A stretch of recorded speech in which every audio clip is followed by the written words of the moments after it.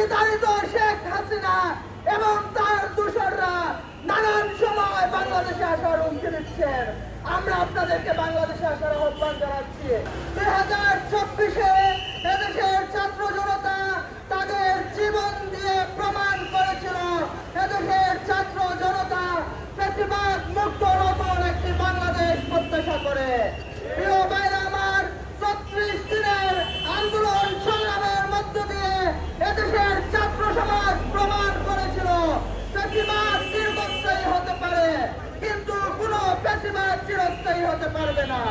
প্রিয় ভাইরা আমার, আমরা যারা বিশ্ববিদ্যালয় শিক্ষার্থী, যারা স্কুল কলেজের শিক্ষার্থী, আমরা প্রত্যাশা করেছিলাম ফ্যাসিবাদ মুক্ত বাংলাদেশে এদেশের শিক্ষাঙ্গন ক্যাম্পাসগুলো নিরাপদ হবে।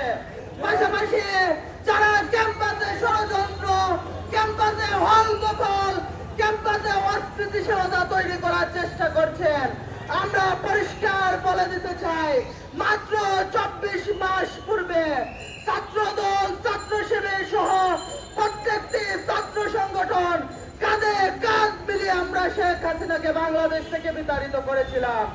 আমরা স্পষ্ট বলতে চাই, শিক্ষাঙ্গনের সাথে সন্ত্রাসের কোনো সম্পর্ক থাকতে পারে না। আমরা সরকার এবং ক্যাম্পাস প্রশাসনকে বলতে চাই, যারা এই শিক্ষাঙ্গনে সন্ত্রাসী কার্যক্রম করছে তাদের বিচারের আওতায় আনতে হবে।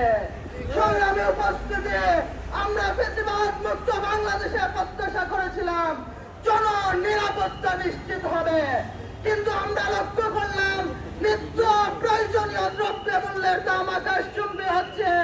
আমরা উদ্বেগের সাথে লক্ষ্য করছি দেশে গ্যাসের সংকট তৈরি হচ্ছে। আমরা লক্ষ্য করছি দেশে বিদ্যুতের দাম বৃদ্ধি পাচ্ছে। বিদ্যুতের দাম বৃদ্ধির প্রতিবাদ করলে সরকার আমাদেরকে হুমকি দিচ্ছে। আমরা আপনাদেরকে বলতে চাই, 17 বছরে শেখ হাসিনার শাসন থেকে শিক্ষা নেন।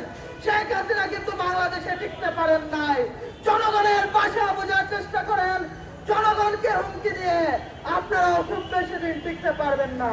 সংগ্রামে উপস্থিতি, আমরা দেখতে পাই পাশের দেশ ভারত থেকে বিতাড়িত শেখ হাসিনা এবং তার দূষররা নানান সময় বাংলাদেশে আসার হুমকি দিচ্ছেন। আমরা আপনাদেরকে বাংলাদেশে আসার আহ্বান জানাচ্ছি। বাংলাদেশের মানুষজন 17 বছরের আপনাদের দুঃশাসন এবং দীর্ঘ 36 দিন এদেশের ছাত্র জনতার উপর আপনারা যেই নির্লজ্জ আক্রমণ করেছেন, এর জবাব দেওয়ার জন্য বাংলাদেশের ছাত্র জনতা প্রস্তুত রয়েছে। সংগ্রামে উপস্থিতি, আমরা বর্তমান সরকারকে বলতে চাই, বিগত সময়ে 2024 সালের জুলাই আগস্ট মাসে এদেশের ক্যাম্পাসগুলোতে, এদেশের রাজপথে ছাত্রলীগ, যুবলীগ যেইভাবে আমাদের ভাইদের উপর আক্রমণ করেছে, আমরা এর বিচার এখনো দেখতে পাই না। আমরা পতিত ফ্যাসিস্টদের, স্বৈরাচারীদের, সহযোগীদের এখনো দেশ এবং দেশের বাইরে অবাধে বিচরণ করতে দেখতে পাচ্ছি।